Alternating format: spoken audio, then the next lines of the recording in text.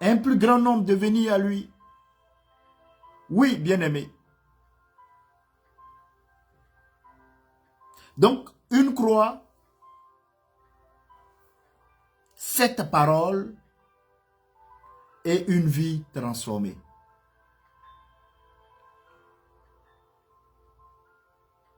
Nous sommes ici dans un contexte où le Seigneur est cloué à la croix. Le Seigneur est cloué sur cette croix et autour de lui, les personnes qui lui sont proches, je parle des hommes qui lui sont proches, ce sont des moqueurs, des gens qui se moquent de lui. Mais cela n'empêche pas qu'il relâche la miséricorde divine. Là, on voit là la miséricorde divine qui dépasse l'injustice humaine. Jésus intercède pour ces bourreaux parce qu'ils ne savent pas. Cette première parole de notre Seigneur Jésus à la croix est de rentrer dans une intercession pour ceux-là qui sont ignorants de son amour, qui sont ignorants du sacrifice qu'il est en train de faire, qui sont ignorants de la grâce. Oui, bien-aimés, cela doit nous conduire au pardon. Nous sommes appelés à pardonner, même dans la douleur. Même dans la douleur, tu es appelé à pardonner.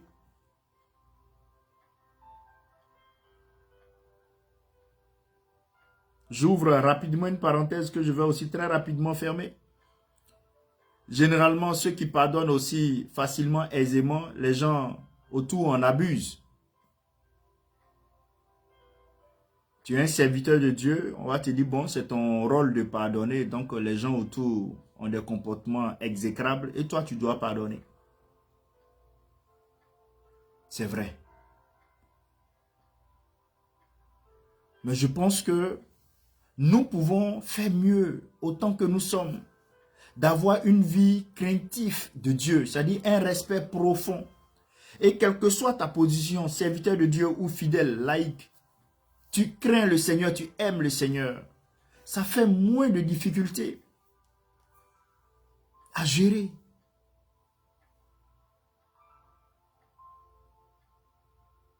Bien-aimé, notre Seigneur Jésus, dans la douleur, pardonne.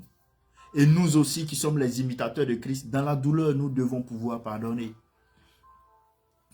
Nous devons pouvoir pardonner. Voyant ces personnes-là, avec tout ce que tu as eu à faire de bien, mais quand l'occasion se présente, te placer les clous dans les paumes, te placer les pointes dans la paume, elle s'empresse à le faire, à te bâillonner, à t'humilier. Elle s'empresse à le faire. Mais Jésus dit, pardonnons, pardonnons, pardonnons. Une croix, cette parole et une vie transformée. L'intercession est plus forte que la vengeance. C'est ce que nous dit notre Seigneur Jésus dans cette première parole. L'intercession est plus forte que la vengeance. La deuxième parole de notre Seigneur Jésus à la croix est contenue dans Luc 23, le verset 43, où il dit, je te le dis en vérité, aujourd'hui même, tu seras avec moi dans le paradis. Aujourd'hui même, tu seras avec moi dans le paradis. Jésus se retrouve pour quelqu'un qui a vécu dans la sanctification, pour quelqu'un qui a vécu dans l'intégrité, dans la droiture, dans l'obéissance totale à Dieu. Il se retrouve dans une sanction similaire à celle de deux voleurs méritant leur peine. Et on met même Jésus au milieu, il est encadré des deux. Pour dire, ils sont les mêmes. Ils reçoivent la même sentence, le même salaire. Ils sont les mêmes. Mais à l'intérieur de leur ligne, les trois sur la croix, il y a un qui dit, waouh, moi, non. Celui-là, il ne mérite pas ce qu'on nous a fait parce que nous, on reçoit un salaire juste. On a sémé le vol, on reçoit la crucifixion. Mais lui, il n'a rien fait. Ton intégrité, même si cette intégrité n'est pas vue par plusieurs, mais ceux-là qui sont appelés de Dieu, qui sont repentants, qui sont des personnes craintives de Dieu, verront ton intégrité, verront ta droiture, reconnaîtront le travail, reconnaîtront l'effort que tu fais pour plaire à Dieu au quotidien, reconnaîtront l'effort que tu fais pour emmener le peuple de Dieu à Dieu. Ceux-là qui sont de Dieu reconnaîtront ton travail, reconnaîtront ton sacrifice, reconnaîtront ton effort. Ne cherche pas l'approbation des hommes, mais plutôt l'approbation de Dieu. Je te le dis, aujourd'hui même, tu seras au paradis avec moi. Et le brigand à sa droite reconnaît Jésus dans sa dimension de roi. Parce qu'il est roi. Les chefs juifs sont allés voir Pilate pour lui dire, ce que tu as écrit là, il faut changer. Il dit non, ce que j'ai écrit, je l'ai écrit. Il ici est le roi des Juifs. Eux ils disent, faut écrire, cet homme dit qu'il est le roi. Non, Pilate dit, ce que j'ai écrit, je l'ai écrit. Il est, c'est une proclamation. Pour un ignorant, il proclame une vérité. Oui. Pour un ignorant, il proclame une vérité. Et le brigand à droite reconnaît cette vérité. Jésus est roi.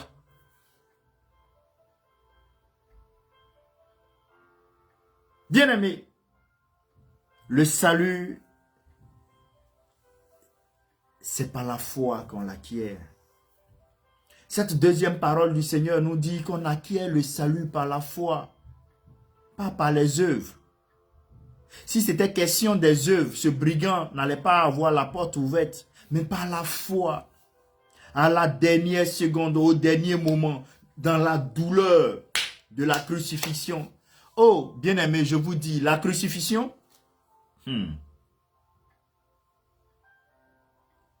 quand on te crucifie, tu ne meurs pas vite. On pique ici, entre les phalanges qui sont là, il y a un trou. On pique là-dedans. On pique là-dedans, de l'autre côté. On fait pareil pour les pieds. Tu es juste suspendu. Ça ne va pas vite te tuer. Tu perds du sang un peu, mais tu vas durer. Pour mes recherches, des fois même d'autres peuvent faire 2 jours ou 3 jours avant de mourir. Mais tu souffres. Tu souffres la douleur. C'était ça le but, cette punition des Romains. Tu souffres tu peux souffrir pendant des heures et des heures. Tu souffres. Et c'est pour atténuer cela que les Romains proposaient le vinaigre pour t'aider à supporter ta douleur. Mais bien aimé, dans cette douleur, ce brigand dit, je te reconnais comme le roi. Accepte-moi dans ton royaume. Vous voyez, il dit, ce gars-là, il n'est pas comme nous. Nous méritons, nous sommes pécheurs. C'est la repentance. Quand on se repent, c'est ça. Seigneur, je suis pécheur, pardonne-moi. Renouvelle les choses en moi. Purifie-moi. C'est ce que ce brigand a fait. Et par la foi, il a eu la porte, le ticket, son billet d'avion, un jet privé direct, parachuté dans le paradis.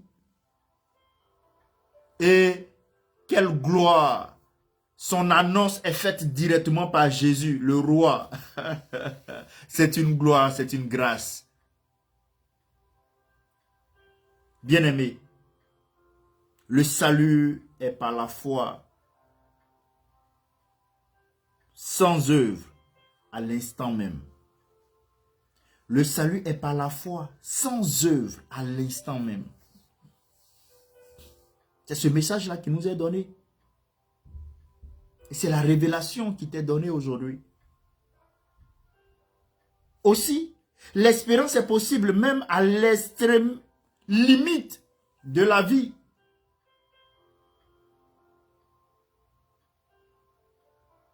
Oui, l'espérance est possible même à l'extrême limite de la vie. Voilà pourquoi, par moment, lorsqu'on doit prier ou on doit faire des cultes de consolation,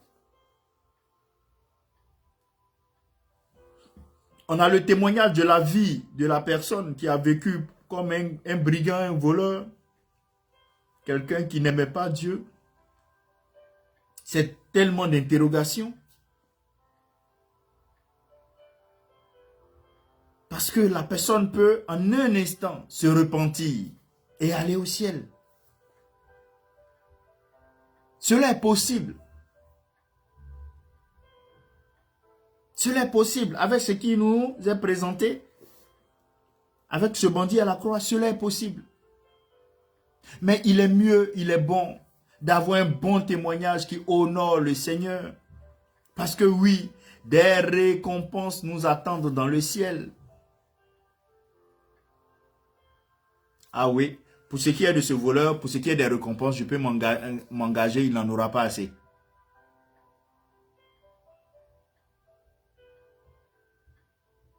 Parce que les récompenses, par contre, sont liées aux œuvres.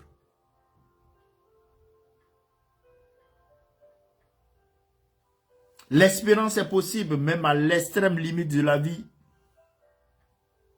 Bien-aimé, nul, retenez cela.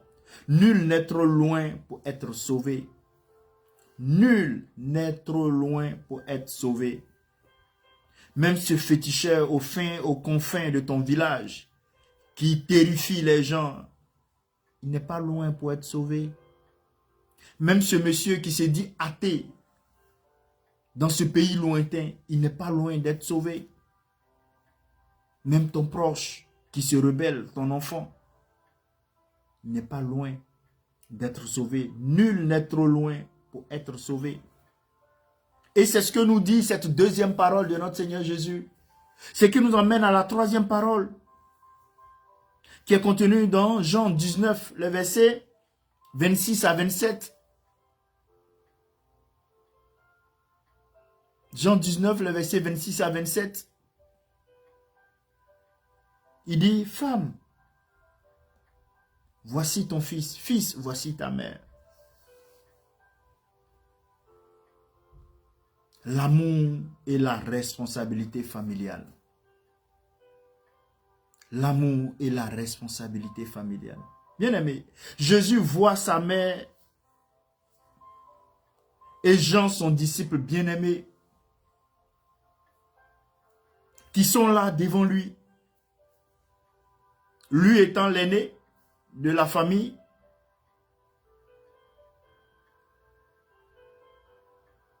surtout que les textes ne nous disent pas explicitement que Joseph était décédé, mais il était déjà décédé, parce qu'on ne parlait plus de lui. Voilà, donc implicitement, avec l'analyse des 4 évangiles, on peut dire que Joseph était déjà décédé. Donc Marie, ayant eu ses enfants, Jésus étant l'aîné, et dans la culture juive, lorsque tu n'as pas de mari, mais tu es marginalisé.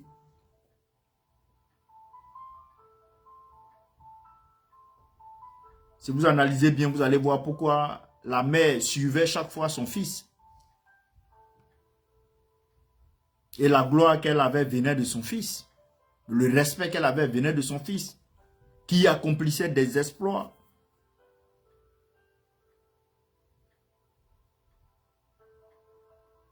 Bien-aimé, Jésus voit sa maman, Jésus voit Jean, ce disciple-là dont il avait vraiment confiance, qu'il avait beaucoup d'admiration et d'amour. Ce qu'il faut retenir, c'est que même dans l'agonie, bien-aimé, Jésus prend soin de sa famille terrestre. Même dans l'agonie, Jésus prend soin de sa famille terrestre. Jésus nous confie les uns aux autres dans la famille de Dieu. Voilà pourquoi tu es responsable de ton frère chrétien. Voilà pourquoi la Bible va nous dire, entretenez-vous par des hymnes, par des psaumes. Parce que tu es responsable de lui.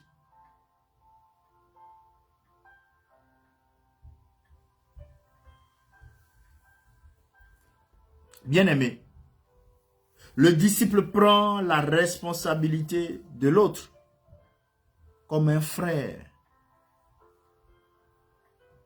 La responsabilité de Jésus de veiller sur sa mère est transposée à Jean. Et Jean l'assume. Il prend dès lors Marie chez lui.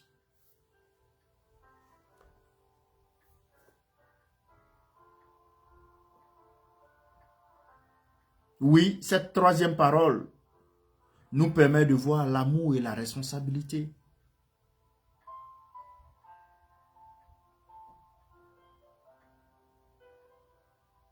La quatrième parole que nous présente notre Seigneur Jésus à la croix fait ressortir la solitude rédemptrice. Et là, on se retrouve en Matthieu 27, 26, et Matthieu 27, 46 et Marc 15, 34. Là, vous allez trouver le Seigneur qui dit, mon Dieu, pourquoi m'as-tu abandonné? Jésus prend sur lui le péché du monde, parce qu'il est devenu péché pour que nous soyons délivrés du péché. Il est devenu malédiction pour que nous soyons bénédiction. Et comme il portait le poids du péché, Dieu le Père, ne pouvant pas regarder et collaborer, s'asseoir à côté du péché, a détourné le regard. Jésus qui a toujours été connecté à son Père. Voilà pourquoi tout le temps, Jésus, sur la terre, il est en train de prier. Pour être connecté au Père. Et voilà, dans ce temps de supplice, il constate que son Père l'a abandonné. Tout simplement parce qu'il a porté le péché de l'humanité. Il est devenu saleté pour que toi tu sois propre. Maudit quiconque est pendu au bois. Il a supporté, il l'a fait pour toi, pour moi. Oui, Jésus prend sur lui le péché du monde. L'abandon du Père révèle la profondeur de l'expiation. C'était pas comme le disent quelqu'un, non. Il s'est fait remplacer. Non. L'abandon du Père révèle la profondeur de l'expiation. C'est profond, c'est sincère. Et c'est pourquoi par le sang de Jésus, par la mort et la résurrection de notre Seigneur, nous sommes reconnectés au Père. Romains 8:1 nous dira que l'acte qui nous condamnait, soko, a été déchiré, annulé. Pas ça, parce que c'était pur. Un sacrifice sincère, unique, vrai.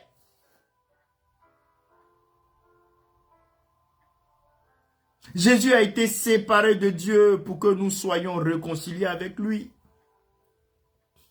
Séparé de Dieu pour que nous soyons réconciliés avec lui, bien-aimés.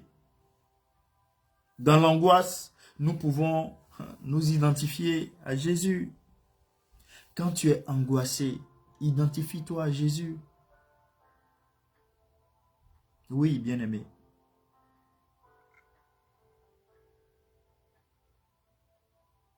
Cette cinquième parole dans laquelle nous nous engageons maintenant, marquant l'expression de l'humanité de notre Seigneur Jésus, en Jean 19, 28, il dit, j'ai soif.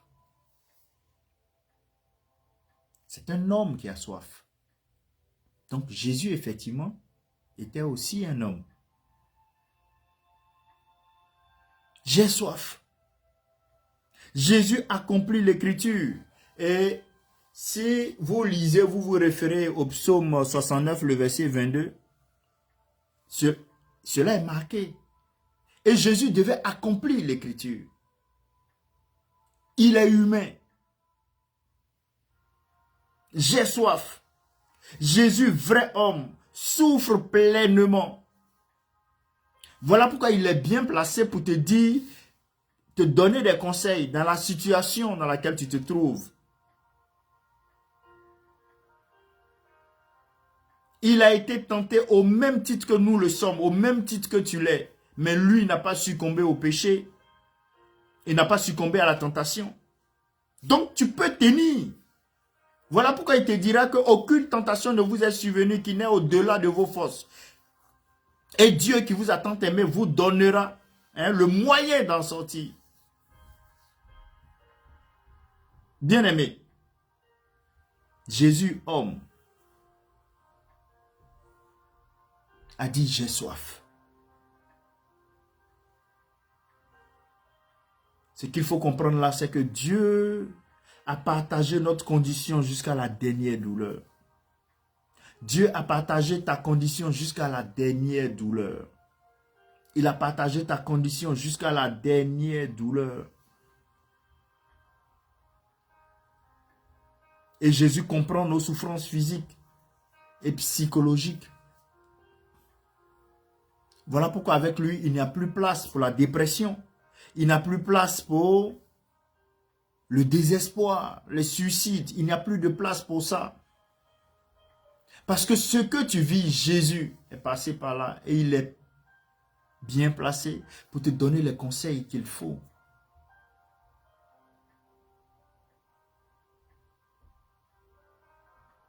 En Jean 19, le verset 30, il est dit, tout est accompli. Jean 19, le verset 30, le Seigneur dit, tout est accompli. L'accomplissement de la mission. L'accomplissement de la mission. Celui qui a commencé cette bonne œuvre, il va l'achever. Quand Dieu commence quelque chose, il termine. Il n'y a pas de maison inachevée chez lui. Il n'y a pas de projet inachevé. Il n'y a pas d'esprit de non-accomplissement. Non, le Seigneur commence, il achève. Et c'est ce qu'il veut pour toi, c'est ce qu'il veut pour moi. Jésus a achevé l'œuvre du salut. Jésus a achevé l'œuvre du salut. La dette du péché est payée. La prophétie est accomplie. La dette du péché est payée. La prophétie a été accomplie pleinement. Et Jésus dit, parce que la prophétie devait finir par ce qu'ils prennent de l'eau, prennent du vinaigre et qui disent j'ai soif. Qui goûtent du vinaigre.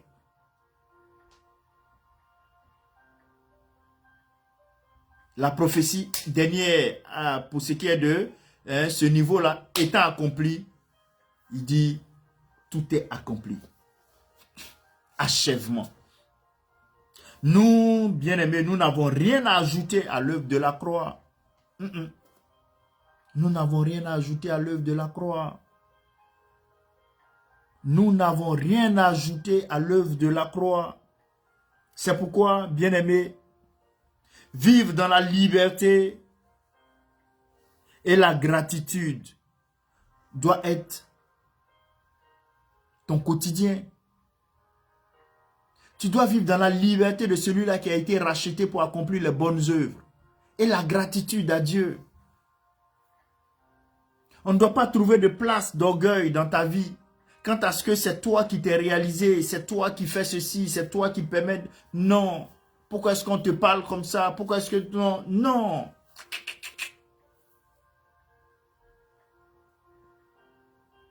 Vivre dans la liberté et la gratitude. Il faut être reconnaissant à Jésus. Il faut être reconnaissant à Jésus. Il faut être reconnaissant à Jésus pour le souffle de vie. Il faut être reconnaissant à Jésus pour le temps qu'il t'a accordé. Il faut être reconnaissant à Jésus pour la vie qu'il te donne. Il le dit dans le psaume 92 et 90, le verset 12. Apprenons à bien compter nos jours afin d'y appliquer. la sagesse à notre cœur. Bien-aimés, nous devons être reconnaissants à Dieu pour le temps qu'il te donne.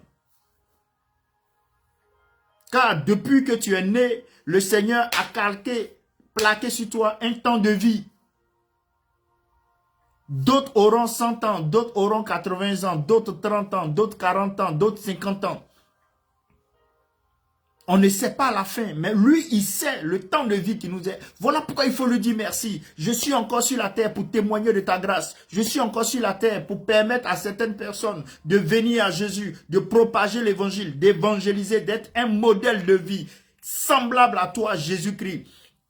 Un modèle résilient qui avance malgré les épreuves pour travailler afin que ton royaume qui est sur cette terre s'étende.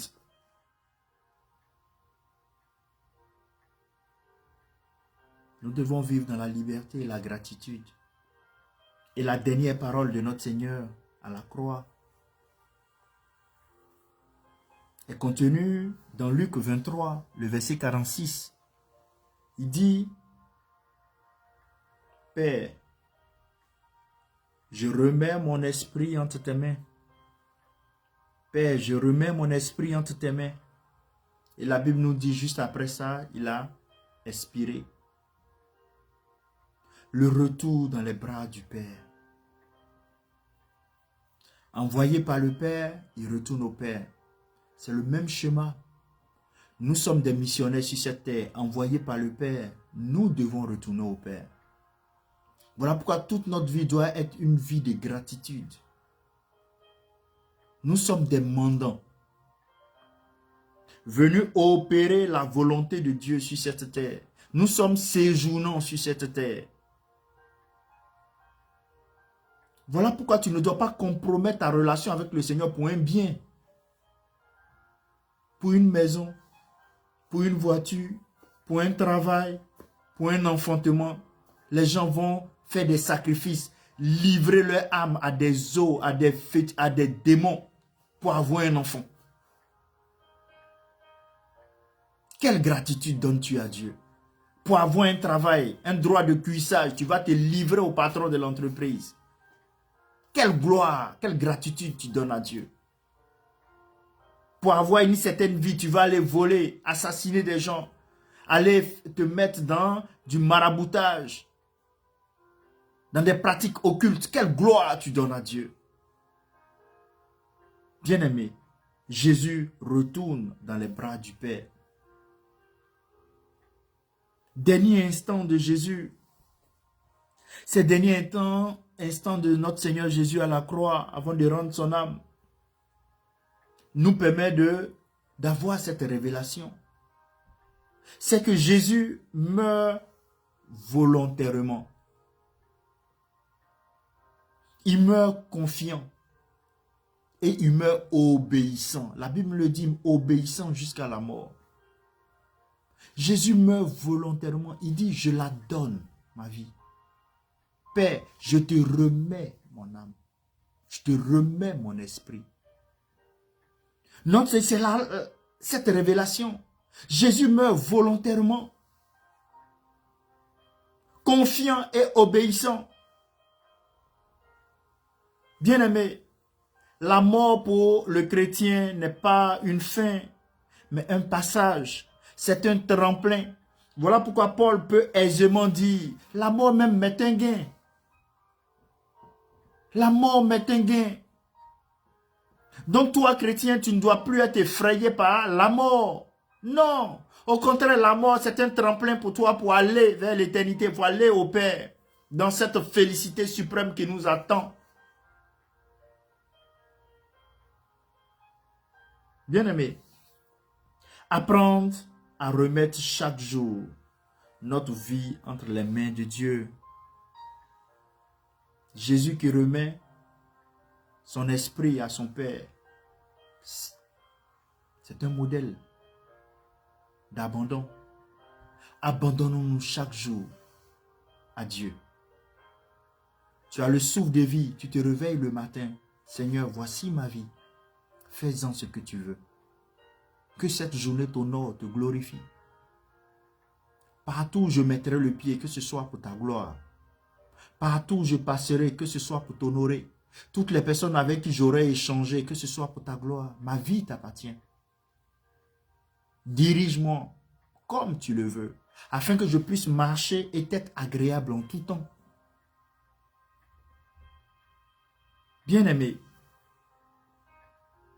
tu te dois d'approfondir ta compréhension de la croix pour que tu puisses cerner que c'est un lieu de grâce. C'est un lieu d'amour. C'est un lieu de justice. Et c'est un lieu de victoire. C'est cette parole de notre Seigneur Jésus à la croix, montrant l'accomplissement, l'achèvement d'une œuvre.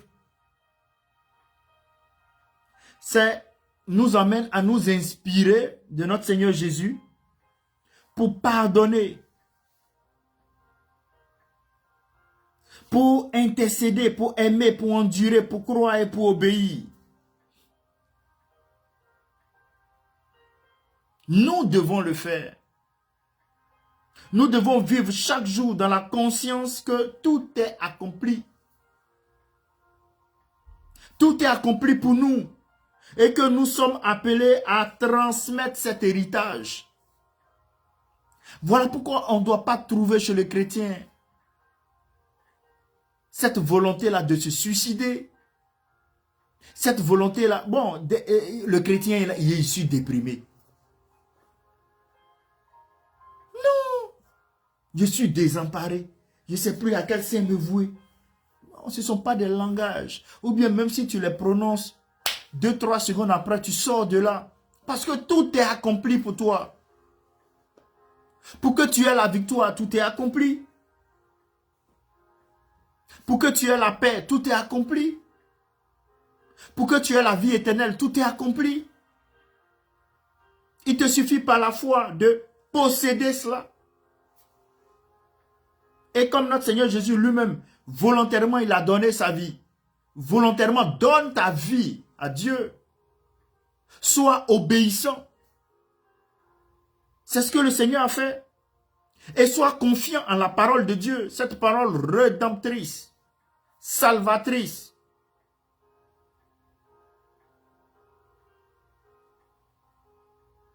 Et tu dois transmettre cet héritage. Donc tu dois être un modèle de vie. Oui, bien-aimé. Chaque parole de notre Seigneur Jésus à la croix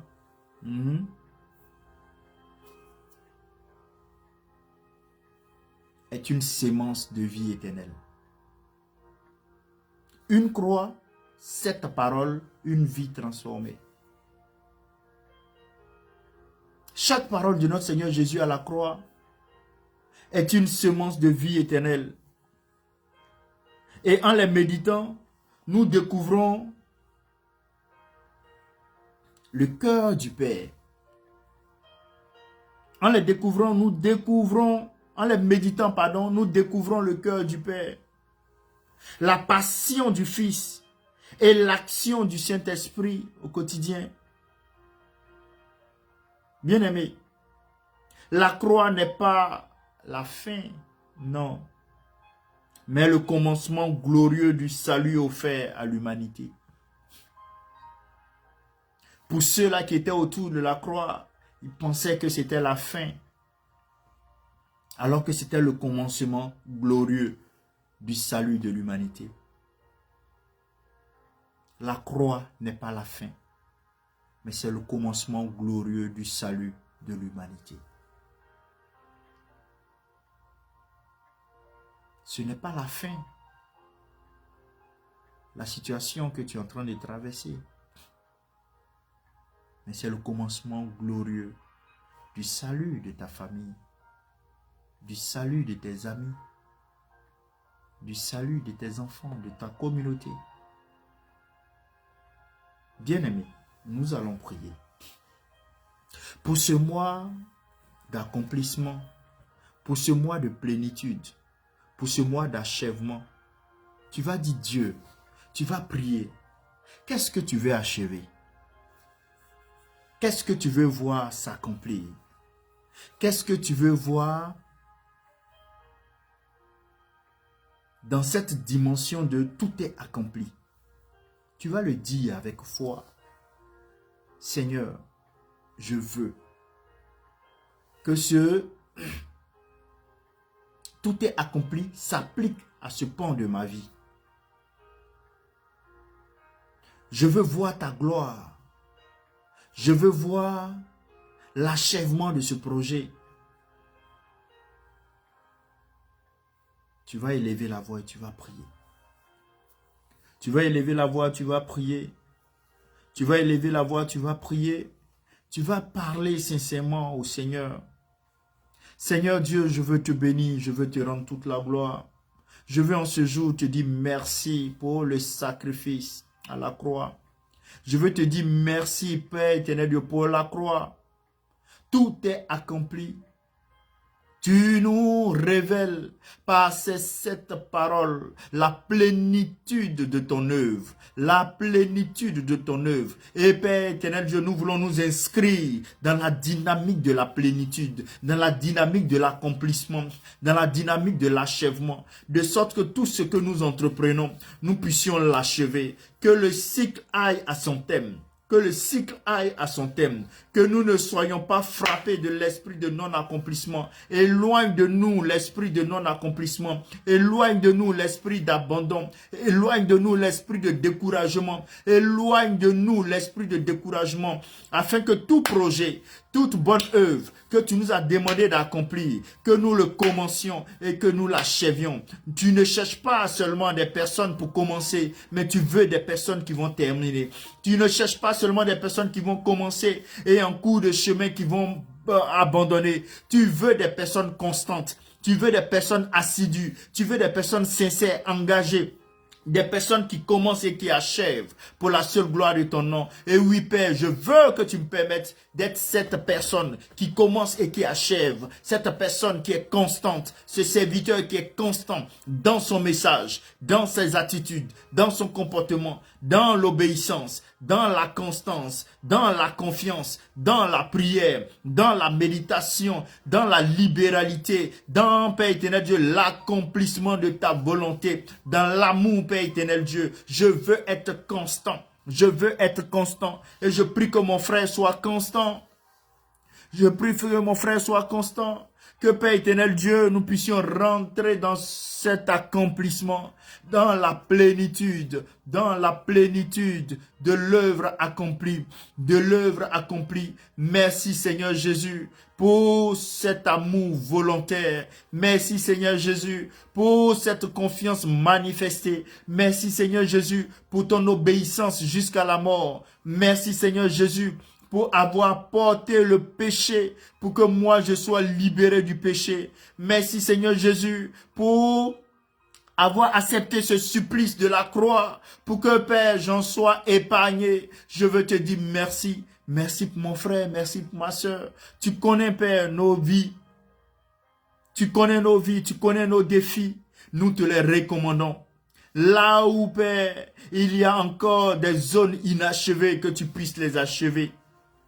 Que tu puisses les achever pour ta gloire. Là où il y a encore le non-accomplissement, que tu puisses accomplir cela pour ta gloire. Oh, je t'élève, je te magnifie, Père, parce que je sais que tu es en train de travailler dans l'invisible. Je sais que tu es en train de travailler dans l'invisible.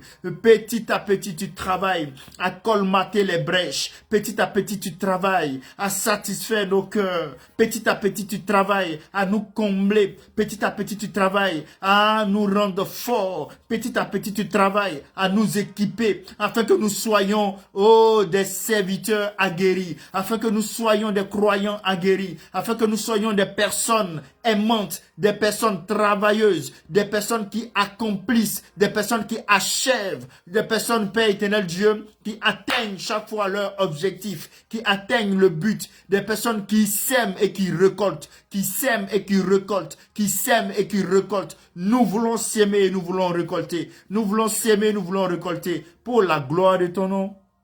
Pour la gloire de ton nom. Béni sois-tu, Dieu de gloire. Oh Père, une croix, cette parole et une vie transformée. Merci pour la transformation des vies. Merci pour la transformation des vies. Oh, la Bible nous le dit. Cet officier a été transformé. On dit, voyant ce qui est arrivé, l'officier romain rendit gloire à Dieu en disant, certainement cet homme était juste. Certainement l'œuvre achevée de Christ produit la transformation des cœurs. L'œuvre achevée de Christ produit la transformation des cœurs. L'œuvre achevée de Christ produit la transformation de nos vies. Et nous aussi en retour, nous devons manifester au quotidien cette œuvre accomplie pour susciter la transformation dans les cœurs de nos familles, pour susciter la transformation dans les cœurs, dans la vie de nos frères, de nos sœurs, susciter la transformation de nos nations, de nos pays, de nos continents, pour la gloire de son nom, pour la gloire de son nom. Oh oui, quand il y a cette transformation, la guérison est donnée. Oui, parce que par ces meurtrissures, nous sommes guéris.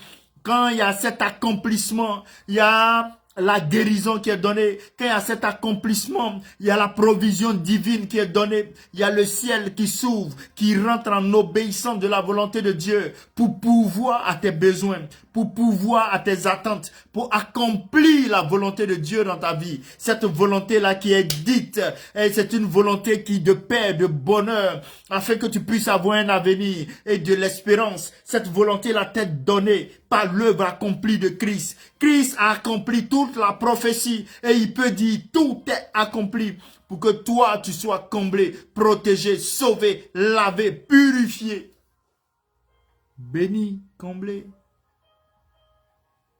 Oh Seigneur, nous ne pouvons qu'être reconnaissants.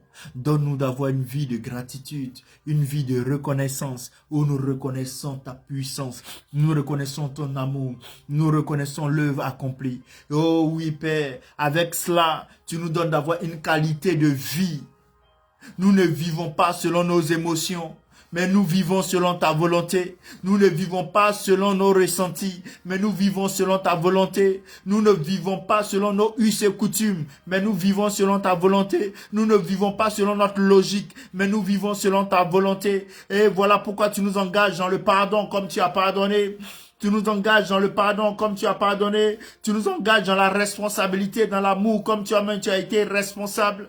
Tu nous engages, Père éternel Dieu, dans une intimité parfaite, une dépendance.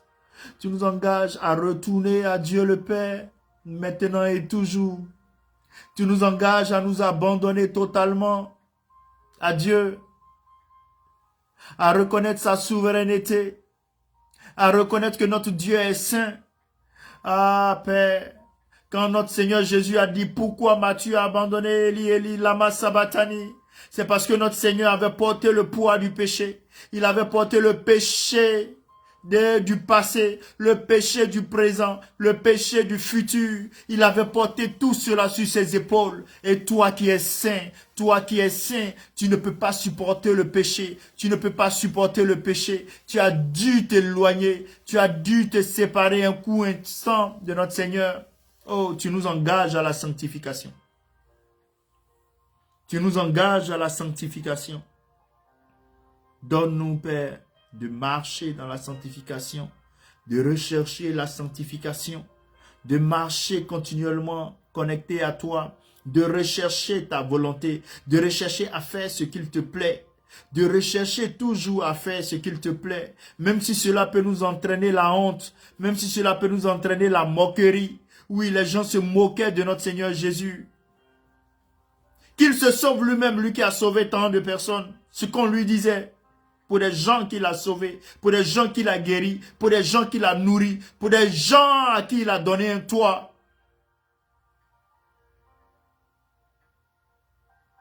Donne-nous, Père, de marcher dans la sanctification. Donne-nous, Père, de marcher dans l'humilité. Donne-nous, Père, de marcher dans la vérité. Donne-nous, Père, de marcher dans l'intégrité. Donne-nous, Père, de marcher dans la droiture. Donne-nous, Père, de marcher selon les principes bibliques, les principes du royaume, de marcher selon les lois du royaume. Béni sois-tu. Oh Seigneur, cette parole de Jésus à la croix qui nous révèle le salut, qui nous révèle l'amour et qui nous révèle la gloire de Dieu le Père. Sois élevé, Dieu de gloire, excellent Père. Jésus-Christ, c'est en ton nom glorieux et merveilleux que nous avons prié.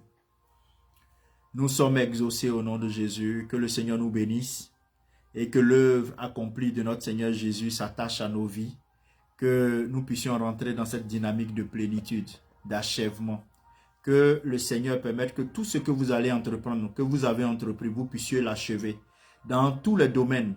Que ce soit dans le domaine spirituel, de l'œuvre, que ce soit dans le domaine commercial, que ce soit dans le domaine des études, que ce soit dans le domaine du mariage, que ce soit dans le domaine de l'enfantement, que ce soit dans le domaine d'un projet quelconque, que ce soit dans le domaine d'un engagement quelconque, que ce soit dans le domaine de l'intimité avec le Seigneur, que ce soit dans le domaine de la prière, que ce soit dans le domaine de l'intercession, que ce soit dans tous ces domaines, dans l'équilibre de la famille, que tout engagement que tu as pris, que tu puisses arriver à son terme. Dans le nom de Jésus, ne compte pas sur tes forces, parce que Dieu va pouvoir, dans la dynamique du surnaturel, il va envoyer la provision divine, il va ouvrir le ciel, et cette provision divine va t'être accordée. Ne compte pas sur tes forces, compte sur Dieu. Ne compte pas sur ton énergie, tes capacités, compte sur Dieu. Ne compte pas sur tes connaissances, compte sur Dieu. Et tu verras que tu atteindras le but pour sa gloire.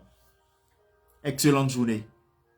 Que les bénédictions qui sont les vôtres vous soient accordées dans le précieux et beau nom de notre Seigneur Jésus-Christ. Merci à tous.